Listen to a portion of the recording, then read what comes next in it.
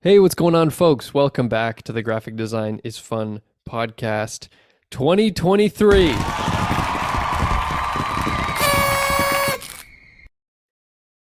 We made it. It's the new year. I hope everyone enjoyed their New Year's and are ready to take on all the challenges of 2023. Who knows what that might be? But I just wanted to, forgive me, I'm going to ramble here a little bit, but just wanted to say thanks to everybody who listened to the podcast in 2022.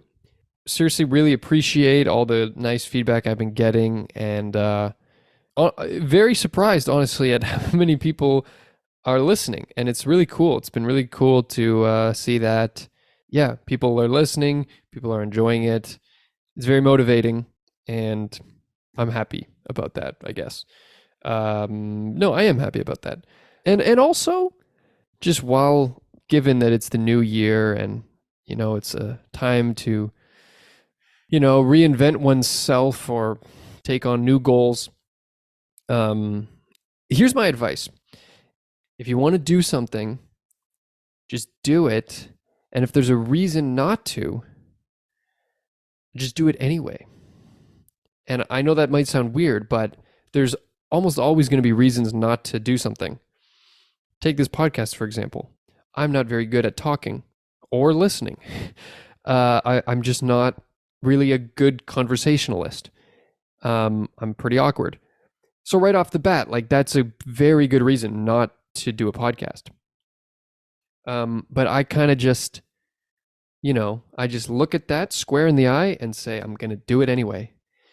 Yeah, I guess it's just sort of a thing of in my head, the pros outweigh the cons, but there's something about the cons or the reasons not to do something that can, I don't know, they're just very paralyzing.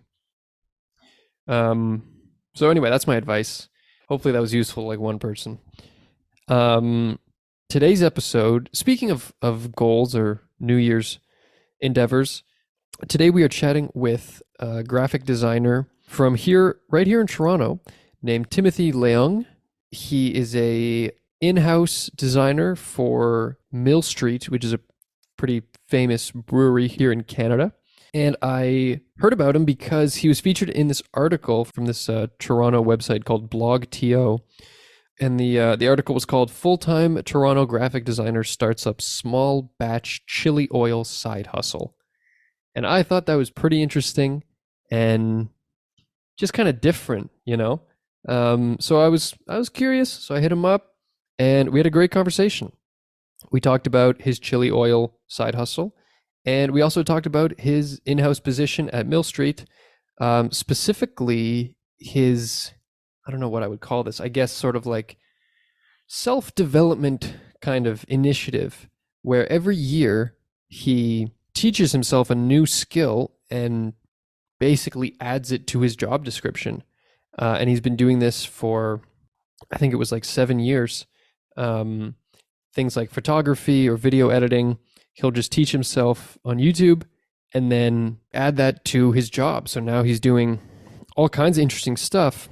And it was just really fascinating and kind of inspiring to hear him talk about it. And I don't know, it's cool. I think in graphic design, there are so many kind of side skills, not skills that are core to graphic design, but all these kind of peripheral things. And I just love the idea of, over the course of a year, kind of gradually teaching yourself a new skill. You add that to your toolkit and then rinse and repeat the next year. I mean, it's not as easy as that, but I think it's pretty cool. Anyway, I hope you guys enjoyed the episode. If you enjoy the show and you want to support, you can subscribe on Spotify or Apple Podcasts. You can leave a 5-star rating and or a review. Any of those things would be super appreciated. Anyway, without further ado, here is my conversation with Timothy Leong.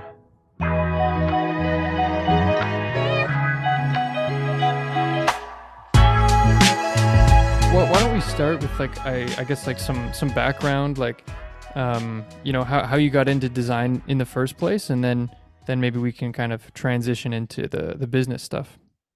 Okay, yeah, we can do that. So for me personally, I didn't really start off as a graphic designer. After high school, I actually went to engineering at Waterloo, and I quickly realized that I couldn't do math. So I ended up dropping out. And I also didn't really know what to do with myself at that time, so I just applied for something easy. I did accounting at Seneca College. And That's easy after if you don't know how to do math. it's a different kind of math, right? Yeah, It's not yeah. like engineering math. But I found it really boring, and I also so back in high school, I also considered studying graphic design because I took graphic design in grade 11 and grade 12. So those were my two paths, either engineering or graphic design. And I didn't it didn't come I didn't realize that I would make a good designer until after I after all this schooling. Yeah. I applied to graphic design again for Seneca College because I don't want to say this, but it was the easiest school to get into because they didn't require much for portfolios.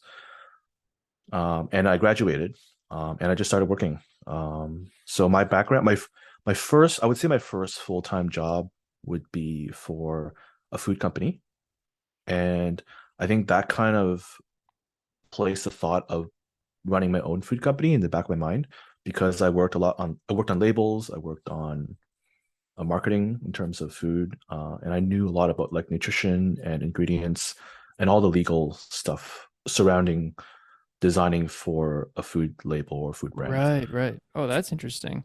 Like the kind of like requirements of like what is allowed on a food label. Yeah, like what claims you can make, what's allowed, but also like the sizing of certain text, like the minimum size for text and how you have to calculate the area of the label, and that will determine what size of text you can use as well as the size of the nutrition facts table. Oh, wow, interesting. So that was your first graphic design job. Yeah. Oh, my first full-time graphic design job. I would say I had a couple part-time design jobs before that. And then after working at the food company, I went to work at a beer company, and I've been there for just over 7 years right now. At Mill And Street, right? at Mill Street Brewery, yes. And similar to the food company, we do like nutrition facts tables. We do like the same kind of calculations for labels. On top of that, I kind of do a little bit of everything there because I am an in-house graphic designer. Yeah. Usually, in-house graphic designers have to cover a really wide range of skills, which I kind of enjoy actually. So I do food photography. I do like beer photography. I do social media content. I make reels. I do video editing. I make like long form video content in the form of like we partner with charitable organizations and we do like an interview or documentary style long form video for them, Oh, and we wow. post it on our channels. And then I also do packaging. I do I don't know, print. I do digital ads. So like everything, my umbrella of skills and responsibilities is pretty wide. Yeah, super wide. Wow, that's really cool. And were these skills that you learned like at school or just like things you picked up on the job in terms of like photography or like video editing and that kind of thing? I think almost everything I learned is from YouTube. Wow. Yeah. Wow. And so is this like things you learned on YouTube on your own and then because you had the skills, your job like the things you were doing at your job expanded or you were required to do these things for through your work and so you just had to figure it out? So I think the thing with a corporate job is that your skills development sometimes depends on yourself. You have to depend on yourself for skills development. So when you've been at a role for so long, like I have, they don't really know how to grow your role if there's no structure for it because I'm the only designer, right? So how I sought to grow my role and to prove my worth per se is that I learned something new every year and added it to my skills. Essentially, I kind of wrote my own job description every year. That's also part of the system they have at Labatt, which is really cool because you get to kind of write your own development and come up with how you grow in your role. So every single year, learned something new, and then I added it to my set of skills, and we call it job development. Wow. Wow, that's fascinating. That's so cool. So like you would sort of say, okay, this year I'm going to learn photography and then just add that as part of your job. Yep. That's super cool. And that's basically like a like that's on you to say like I want to expand my sort of like what I'm doing in my work just because just because you want to. Yep. That's exactly it. Like they want you to show initiative Yeah. in a way. Yeah. And I mean, yeah, it does sound fun. Like I can imagine that being pretty fulfilling, I guess, to just have to wear that many different hats and to like have all these different skills that you've like acquired competency in over the years that you can like bring to the table at work. That's super cool. Wow. Oh, thank you. I think the latest set of skills I learned is probably project management. I do work on a large amount of projects, and we use project management software Right. to track everything. And so I had to learn how to communicate the status of every project effectively, as well as run meetings to discuss the status of all the projects, and as well manage the tracker and timelines for all the projects. So that's like one of the later skills I picked up, and probably the most useful skill Interesting. for a designer. You said you're the only designer at Mill Street? For Mill Street Brewery, I'm the only designer, but we do have an agency, like an in-house agency owned by Labatt Breweries called Draftline, and we work really closely with them. So if there's work that is a lot much higher profile or that we don't have capacity for, they will usually help us with it. And Labatt is like the parent company of Mill Street? Labatt is the parent company of Mill Street Brewery. Yes. Got it, got it.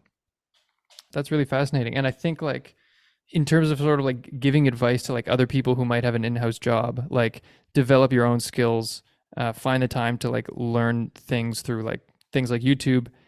Otherwise, you might just like not develop in your job type of thing. I feel like as a designer, you always have to keep up with the trends. You need to keep up with what's going on and what's new out there, right? So I think this is just similar to that. Like you can keep up with your skills, you can add to your portfolio, you don't know where it'll take you, right? So the latest thing that I'm working on this year is that we're building a studio, like an in-house studio, like the content creation studio, you Right. can say, and that's going to be managed by me, and I'm really excited to do that. That's like something completely new for me, and um, like I have to go buy things, I have to plan, Like the actual like space itself. yeah, the space, I have to plan the space, I have to also communicate with people who want to rent the studio, like the in-house agency, they would want to rent our studio.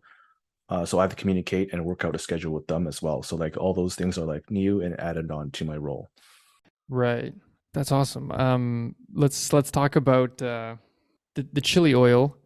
Well, I don't know. I mean, you explained it. How did this idea come to be to start your own business selling chili oil? Okay, so it started during the pandemic. I think personally, I was struggling a little bit at work. I I didn't really have an idea of what skills to develop. I felt like I was performing a little poorly as well, and I wasn't motivated at my job. I think a lot of people weren't motivated because of the pandemic, Hmm. and at the same time, I also missed my social life. I missed seeing my friends, and I missed people. And I think what happened was that I started making chili oil and I just gave it away to friends. So I would stop by people's houses, my friends' houses, and I would drop off chili oil as a gift, and we would just have a doorway conversation. And I felt like through those conversations, I felt like I was felt alive again. I felt like I was seeing people again. I was connecting with people again, and it brought me like a lot of energy and it brought me a lot of joy. So that's initially how it started. And then I had a lot of feedback about the chili oil, and everyone said it was really good. And I thought about my job at the time, as well as how I would was to grow and how I was to move up in my role. I didn't really want to do that at that point, and that's why I started the business. I was also following a lot of new Asian American businesses like Fly by Jing and Omsom, and they were like blowing up like crazy. Hmm. And I felt like I could do something like that. And I had to think about like what values that I had affinity to, and what I wanted my business to represent. So my business, we're about community, and we're about connecting people together through like food and through like eating together and through community. So the idea is to build a brand that would be on that scale. So like be on like a national scale or something. Obviously, became a lot. That's a lot harder than what I thought it would be. Super hard. So right now, it's going to stay as a side business for maybe 2 to 3 years until I can reevaluate um, reevaluate what kind of growth I'll Yeah. have in 2 to 3 years. But Well, I mean, it seems like thus far it's been kind of a hit, right? Like it seems like it's taking off. It's been successful. You started it in July, right? So it's been going a little while now. well, I launched in July, but I actually started probably early pandemic. That's when I started making it for people. And when I started working on the business, that was in 2021, probably in March. That's when I started like making a lot of cold calls, learning about how to start a business. I joined a mentorship program called Innovation Guelph. They provide 2 hours of free mentorship every single month, which has been really helpful. Like getting mentorship from like people in the industry, in the food industry, especially people who are salespeople in the food industry, people who do social media, and people who do PR, like all those things that I have really little exposure to in my day to day life. It has been really helpful. Oh wow, that's cool. And so that's just like something you were able to just sign up for, and you just get this free mentorship from like Yep. people with experience in the industry. Yep. That's amazing. It was just a lot of Google searches and a lot of cold calling in the beginning. Like I got to speak to a lot of consulting firms that do food development and food production. They're they're really expensive, and I just really took these meetings to learn. Hmm. Um, I think from through one of these meetings, I learned about Innovation Guelph, and that's how I got connected to them. Oh man, like that seems like a pretty great resource. And so, what was the process like? You know, talking about graphic design, like creating. I guess like being your own client. You know made the logo, all the packaging, the website, all this stuff, and it looks awesome, by the way. But what was that like for you?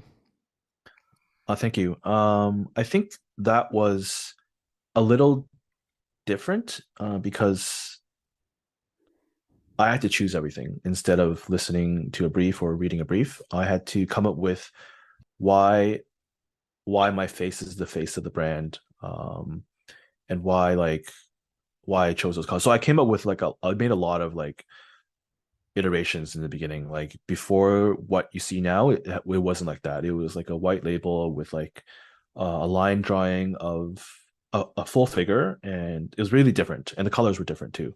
Hmm. But ultimately, I think I wanted the label to.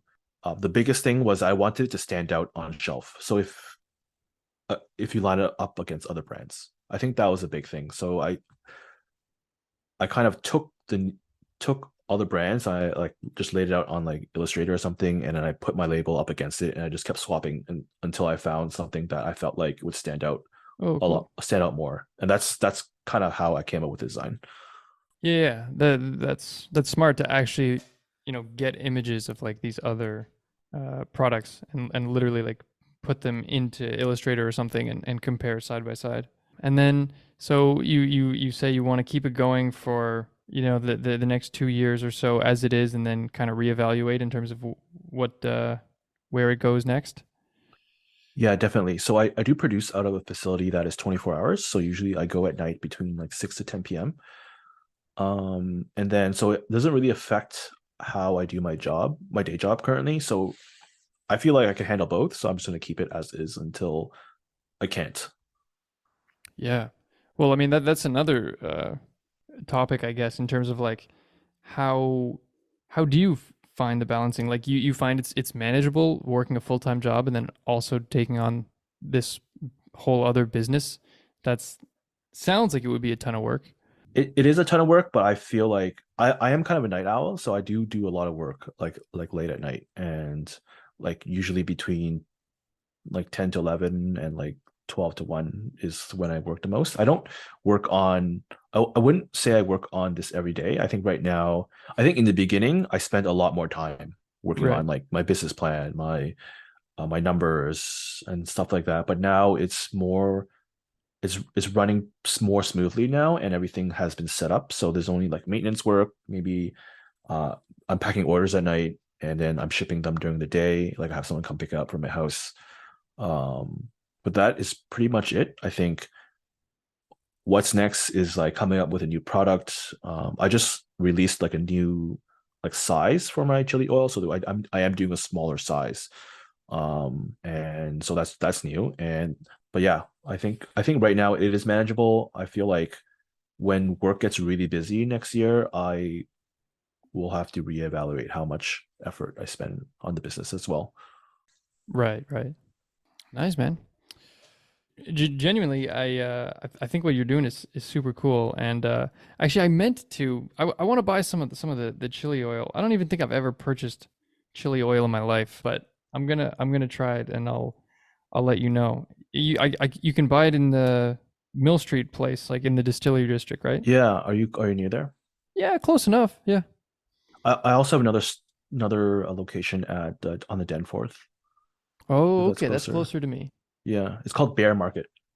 Cool. Yeah, I want to check it out. I want to check it out. Yeah. All right. Well, thanks for chatting. I really appreciate it. Oh, thank you for this podcast.